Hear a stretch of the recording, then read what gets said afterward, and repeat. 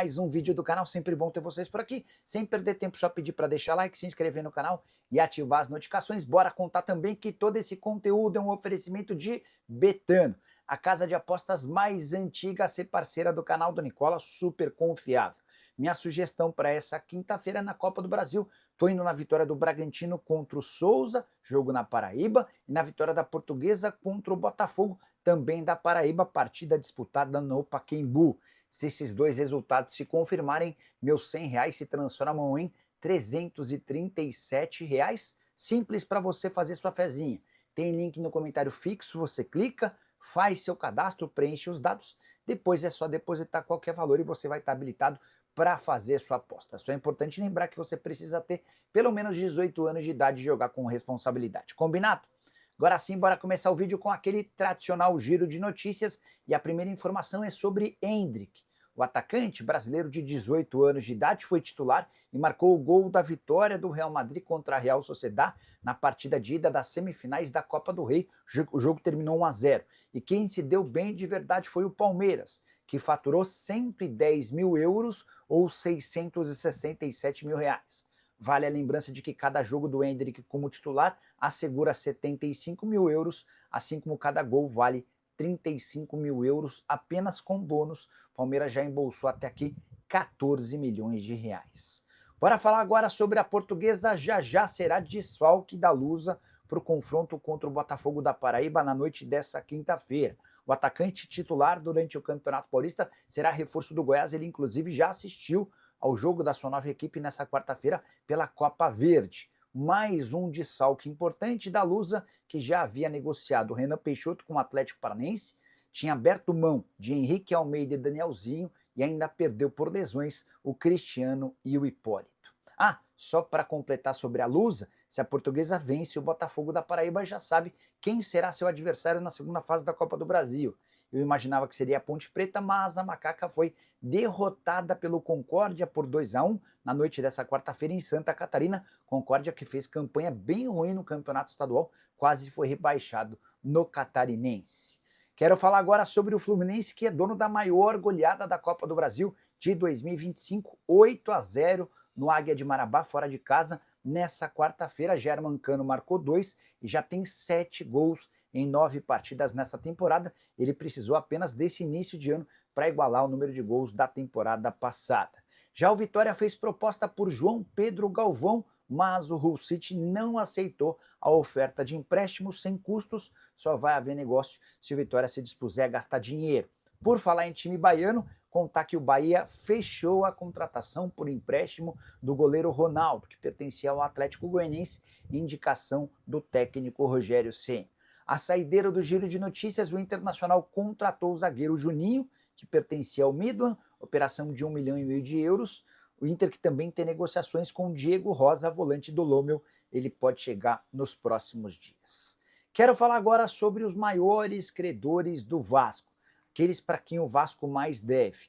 E essa lista foi descoberta depois que a Justiça acatou o pedido de recuperação judicial do Vasco. Nesse documento, o Vasco aponta 540 credores numa dívida total de 637 milhões de reais. Essa dívida é apenas com credores, ainda há questões tributárias, entre outras, que fazem com que o Vasco tenha hoje uma dívida de algo na casa de 1 bilhão e 400 milhões de reais. Mas bora voltar a essa parte das dívidas trabalhistas. Jogadores e ex-jogadores famosos, além de treinadores como Dorival Júnior, Luiz Fabiano, Wendel Escudeiro, Diego Souza, Éder Luiz, Guinha Azul, Bruno César, entre outros. Aquele para quem o Vasco mais deve é o ex-presidente Jorge Salgado, 23 milhões e 800 mil reais. O ex-jogador que mais tem dinheiro a receber do Cruz Maltino é o Wendel, que atuou no clube entre 2012 e 2013, 11 milhões e 400 mil reais. Na sequência aparecem o Luiz Fabiano, 5 milhões e 600 mil, o Escudeiro, 5 milhões e 400 mil, o técnico Dorival Júnior, 4 milhões e meio de reais, além do atacante Éder Luiz, 4 milhões e 400 mil reais. Só para completar o noticiário Cruz Maltino, Lloyd Augusto já está no Rio de Janeiro para realização de exames médicos e assinatura do contrato. O angolano será comprado do Alaniyaspor, 1,5 milhão de euros fixos, mais 1 milhão de euros em bônus. Hora de falar sobre o Botafogo, que tem negociação com o Hernan Crespo. Nessa quarta-feira, John Textor, dono da SAF do Botafogo, conversou por telefone com o Hernan Crespo e ficou de fazer uma proposta nos próximos dias. Treinador argentino desempregado desde novembro do ano passado, quando foi demitido do Al Ain. Nos Emirados Árabes, ele chegou a ganhar a Liga dos Campeões da Ásia, batendo, entre outros, o time de Cristiano Ronaldo, o Al Nassr, e o time de Jorge Jesus, o Al Hilal. Isso aconteceu na temporada anterior. Acontece que nessa temporada atual o Al Ain não foi tão bem, ele acabou dispensado, até por isso está desempregado. Hernan Crespo, que já trabalhou no futebol brasileiro, tendo conquistado um título de campeonato paulista no São Paulo, título na oportunidade super importante. Mas, importante lembrar sobre os problemas do Botafogo na reposição ao técnico Arthur Jorge, que havia anunciado seu desligamento em 3 de janeiro. Desde então, quase 2 meses depois, e o Botafogo segue sem técnico, já foram pelo menos 7 negativas. Só para completar o noticiário botafoguense, o Wesley, atacante revelado no Corinthians e que hoje pertence ao Al Nassr, foi especulado. Fui checar essa história e posso contar que durante a disputa do Sul-Americano, em janeiro, Wesley foi um dos jogadores titulares da seleção, existiam negociações, mas a coisa deu uma pequena esfriada depois que o Botafogo contratou Nathan Fernandes. Wesley, que havia sido comprado pelo Al Nassr junto ao Corinthians por 18 milhões de euros. Só para completar, nessa quinta-feira tem Botafogo e Racing, partida de volta da final da Recopa Sul-Americana. O Racing venceu por 2-0 na Argentina e nessa quarta, véspera do confronto, o Racing esteve no CT do Flamengo fazendo suas atividades. Exclusivo. Já havia dito para vocês alguns dias atrás que o tricolor está gastando mais do que aquilo que estava orçado para a temporada. Até aí tudo normal. Isso é super frequente nos clubes de futebol no Brasil. Mas no caso específico do São Paulo, há um problemão.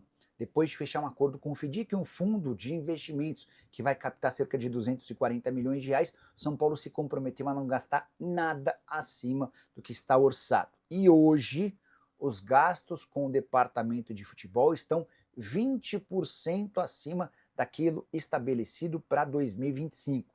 São Paulo tem a necessidade de reduzir de forma drástica e emergencial esses custos. Resta saber como é que o São Paulo vai conseguir fazer isso em meio a disputas de competições super importantes. Agora o Campeonato Paulista, daqui a pouquinho tem Libertadores da América e Campeonato Brasileiro, além da Copa do Brasil.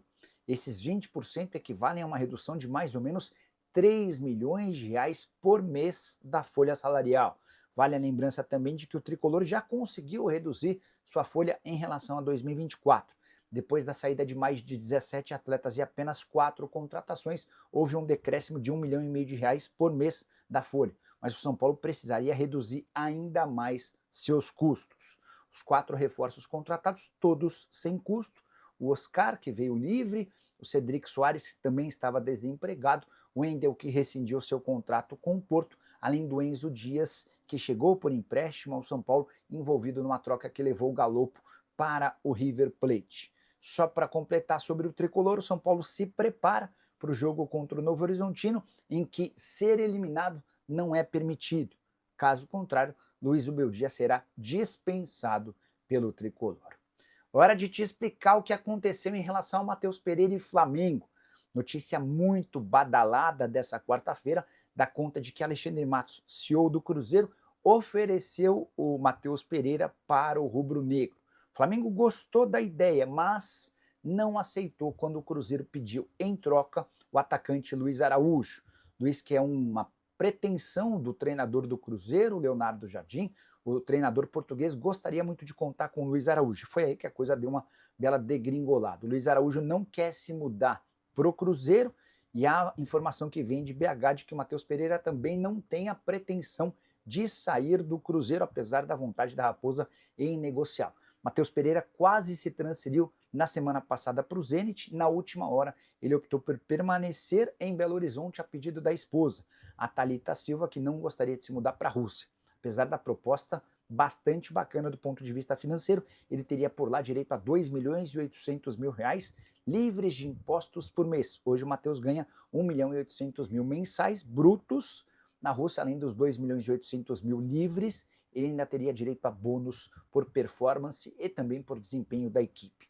em relação a Flamengo, Matheus Pereira e Luiz Araújo. Não dá para descartar de vez o negócio. O Flamengo gosta do Matheus Pereira e entende que ele seria um bom acréscimo, mas os clubes vão precisar tentar entrar num acordo sobre que compensação financeira seria interessante para todas as partes. Só para completar o noticiário cruzeirense, Fabrício Peralta, volante contratado do Cerro Porteño na temporada passada e que não tem conseguido jogar no Cruzeiro, está sendo emprestado para o Atlético Paranaense. O Furacão não paga nada pelo empréstimo e assume 100% dos salários. Se quiser comprá-lo no fim do ano, já sabe quanto terá de investir. Hora de falar sobre o Clube Atlético Mineiro, porque Júnior Alonso apagou suas fotos mais recentes vestindo a camisa do Galo em uma de suas redes sociais. Essa pergunta me foi feita por 3 torcedores do Atlético, também pelas redes sociais. Fui questionar o pessoal do Galo e ninguém ao certo sabe o que aconteceu. Existem algumas possibilidades, entre elas de que o Júnior esteja bravo com a contratação de defensores. O Galo já se acertou com o Ivan Roman, só 18 anos de idade, chileno comprado do Palestino por 2 milhões de euros. O Atlético também está fechando a contratação por empréstimo de Vitor Hugo, atleta de 33 anos de idade que pertence ao Bahia. Ele chega sem custos até dezembro por indicação do Cuca. Mas a informação que me parece mais certeira em relação a essa decisão do Júnior Alonso de apagar as fotos mais recentes vestindo a camisa do Galo tem a ver com uma reivindicação antiga do zagueiro paraguaio. O Júnior Alonso tem pedido um aumento salarial para os dirigentes do Atlético e não consegue avançar nessa pedida. Só para lembrar que enquanto atleta do Krasnodar, o Júnior Alonso tinha um patamar financeiro que foi bastante reduzido quando do seu retorno ao Atlético. Existia a expectativa do Júnior de um aumento salarial assim que as coisas melhorassem. O Júnior Alonso entende que já houve uma readequação financeira do Atlético, a ponto de ter, por exemplo, contratado Rony e Júnior Santos com salários acima de R$1 milhão por mês, mas a questão envolvendo o salário dele segue mantida. Só para completar em relação a Vitor Hugo, atleta que trabalhou com o Cuca no Palmeiras nos anos de 2016 e 2017, enorme identificação entre as partes. O Cuca buscava um zagueiro canhoto e foi indicação e escolha do treinador essa contratação. Preciso falar agora sobre Vitor Roque no Palmeiras. Pode acontecer a qualquer momento o anúncio do reforço mais caro da história do futebol brasileiro. O Palmeiras já se prontificou a pagar 25 milhões de euros ou 152 milhões de reais por 80% dos direitos econômicos do atleta junto ao Barcelona. O Barça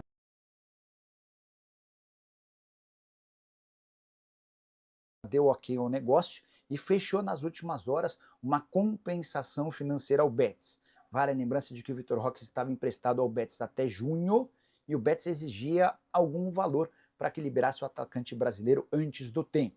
De acordo com a imprensa espanhola, o Barça vai destinar 30% dos direitos econômicos de Easy Abdi, que já havia sido vendido do Barcelona para o Betis na temporada passada, operação de 7 milhões e meio de euros. Esses 7 milhões e meio de euros equivaleram a 50%, outros 50% seguem vinculados ao Barça, que está repassando 30% a mais do atacante para o clube de Sevilha. Diante desse cenário, o Betis vai aprovar a transferência e com o aval da FIFA, descartando aquele veto de La Liga, a negociação entre Vitor Roque e Palmeiras vai acontecer a qualquer momento, fazendo do atacante de 19 anos de idade o reforço mais caro da história do futebol no Brasil. 152 milhões de reais para o Vitor Roque contra 137 milhões de reais de Thiago Almada, que havia sido comprado pelo Botafogo junto ao Atlanta United. Terceiro lugar nesse ranking é de Paulinho, comprado pelo Palmeiras junto ao Atlético Mineiro por 115 milhões de reais. Quarta posição para Carlos Alcaraz, jogador que pertencia ao Flamengo, ele foi comprado por 110 milhões de reais. O top 5 tem outro jogador que foi do Botafogo. O Fogão havia desembolsado 106 milhões de reais para comprar o Luiz Henrique do Betis da Espanha. Só para arrematar, Vitor Roque deve passar por exames médicos nessa quinta-feira na Espanha para que ele possa assinar um contrato com o Palmeiras de forma virtual e na sequência embarcar para o Brasil. O Palmeiras tem somente até essa sexta-feira para registrar o nome do atleta no boletim informativo diário para que o Vitor Roque tenha condição de atuar ainda nesse primeiro semestre pelo Verdão. Bora falar agora sobre o Corinthians, que passou sufoco, mas está classificado para a terceira fase da Libertadores da América. A verdade é que o Corinthians flertou com o maior vexame de sua história na Libertadores. E olha que o Corinthians coleciona vários tropeços e performances horrorosas. O Timão venceu a Universidade Central da Venezuela por 3-2, com gol marcado pelo Yuri Alberto a 5 minutos do fim. O jogo caminhava para a decisão por pênaltis quando estava empatado em 2-2, resultado parecido com o jogo da ida, quando na Venezuela houve empate em 1-1. A verdade é que o Corinthians não jogou bem nessa quarta-feira. Abriu o placar 1-0, tomou o gol logo depois. Fez 2-1, tomou mais um gol. Enquanto a decisão caminhava para os pênaltis, o Yuri Alberto apareceu para marcar seu segundo gol na noite. O Bidu havia aberto o placar com boa assistência do Memphis Depay. Dessa maneira, a decisão se deu pela classificação do Corinthians para a próxima fase. O adversário alvinegro no último mata-mata, antes da fase de grupo, será o Barcelona de Guayaquil, que eliminou outro time equatoriano.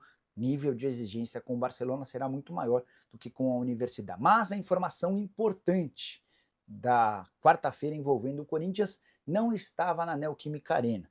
Renato Nalesso, diretor do programa do Neto, mais conhecido como Cascão, em seu podcast, em seu programa no YouTube, chamado Alambrado Alvinegro, fez uma revelação importante que envolve Fabinho Soldado, diretor executivo de futebol do Corinthians. Cascão disse o seguinte, abre aspas, recebi a informação de que o Fabinho Soldado tem maltratado as mulheres dentro dos centros de treinamento do Corinthians. Fui apurar e de fato acontece assédio moral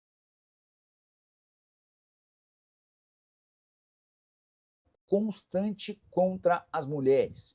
Tenho tudo registrado aqui. Me pediram sigilo em relação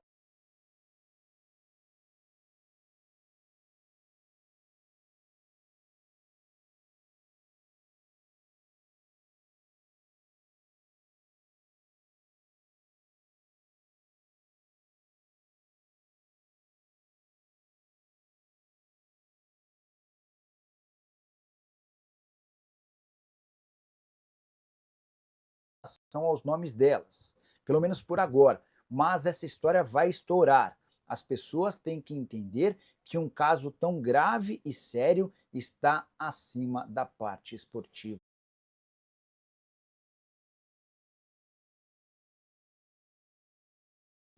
Fecha aspas. Tentei entrar em contato com o pessoal do Corinthians para ouvir a versão do Fabinho. Até agora não consegui qualquer repercussão. Sim que tiver, trago para vocês. E se confirmado esse caso ou esses casos de assédio moral, o presidente Augusto Melo vai ter mais um enorme problema para resolver. O Fabinho Soldado tem trabalhando muito bem dentro de campo, pode acabar demitido. Ou você pensa diferente? Já usa o espaço para comentário para deixar sua opinião. Só não esquece de deixar like, de se inscrever no canal. A gente se encontra assim que surgir notícia.